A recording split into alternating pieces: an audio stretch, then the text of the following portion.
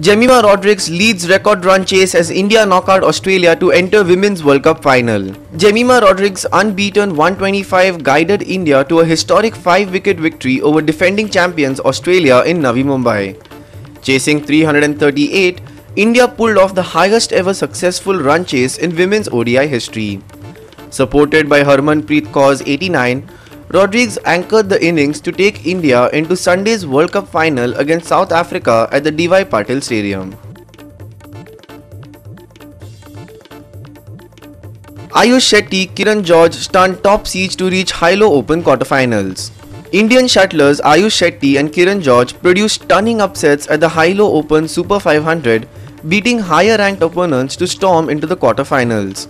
Ayush dominated former world champion Loh Kian Yew 21-11, 21-11, while Kiran battled past world number 13 Toma Junior Popov in 3 games. The duo's wins headline a strong outing for India in Saarbrücken, Germany.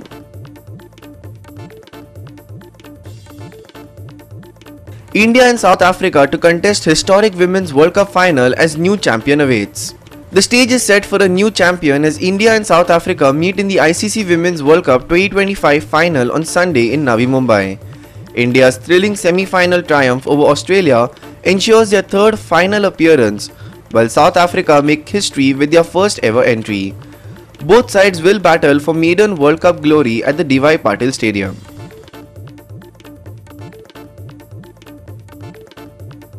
Hostage taker Rohit Arya's Swachhata Monitor dues dispute lacked official proof, says government. The Maharashtra Education Department clarified that Rohit Arya, killed after taking children hostage in Mumbai, had no valid documentation for the dues he claimed were owed under his Swachhata Monitor project. Officials say Arya collected school registration fees without approval and failed to submit financial records. Former Minister Deepak Kesarkar admitted paying Arya personally, calling it a humanitarian gesture. India and US signed landmark 10-year defense pact to boost strategic cooperation. India and the United States have sealed a 10-year defense framework agreement strengthening military cooperation, logistics and technology exchange.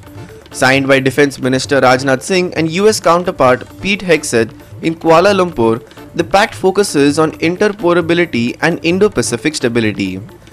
The deal marks a major step in countering China's regional influence and revitalizing bilateral defense relations. Cyclone Monta ravages Telangana. 6 dead, crops and infrastructure suffer 10,000 crore loss. Cyclone Monta has battered Telangana, killing at least 6 people and inflicting an estimated Rs 10,000 crore in losses. Torrential rains submerged homes, destroyed 4.5 lakh acres of crops and paralyzed transport across 12 districts. Warangal and Rangareddy were the worst hit, witnessing over 300 millimeters of rainfall in 24 hours as rescue teams raced to aid stranded residents. Indian origin businessman fatally assaulted in Canada after confronting man urinating on his car. Indian origin entrepreneur Arvi Singh Sagu died after being punched by a man he confronted for urinating on his car in Edmonton, Canada. The 55-year-old collapsed from a head injury and succumbed 5 days later. The accused, Kyle Papin, initially charged with assault, now faces homicide charges. Sagu is survived by 2 children, with friends launching a fundraiser for his family. India accuses Pakistan of being infuriated by Afghan sovereignty amid escalating border tensions. India's Ministry of External Affairs hit out at Pakistan, accusing it of being infuriated by Afghanistan's assertion of sovereignty and continuing cross-border terrorism.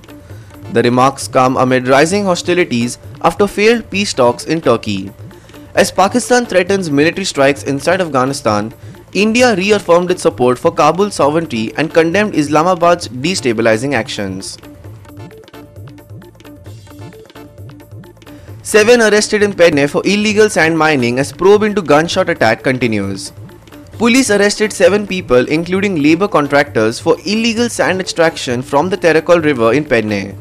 The arrests follow a gunfire incident that left 2 labourers injured. Investigators have inspected over 35 licensed firearms and are working with forensic experts to trace those behind the shooting. Both victims were employees of one of the accused.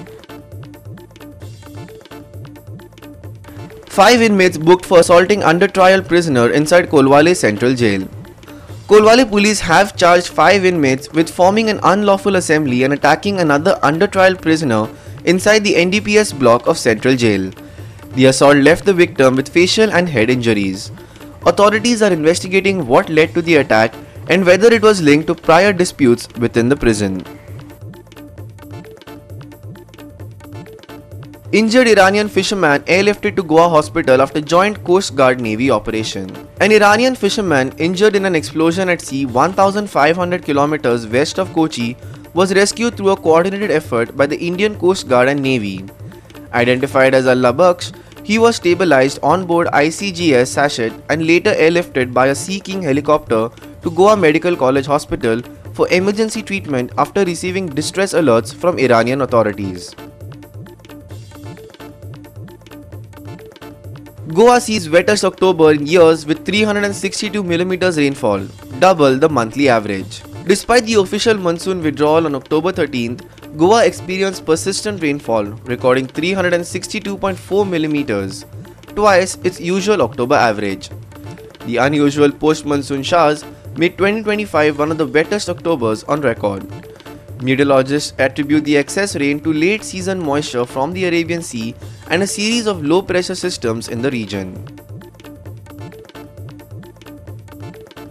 Over 24% of Goans screened found diabetic, reveals state health data. Alarming data from the Goa's Directorate of Health Services show that 24% of over 2.8 lakh people screened since 2020 were diagnosed with diabetes. All patients have been added to the state's digital registry for continuous monitoring. Health officials emphasize the need for lifestyle interventions and increased public awareness to tackle Goa's rising non-communicable disease burden.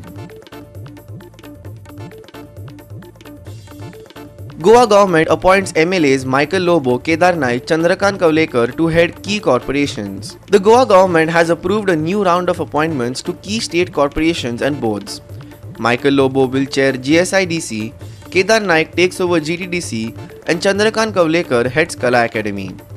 Other appointees include Antonio Vaz for KVIB and Alexa Sequeira for the Law Commission. Official notifications for the appointments will be issued shortly.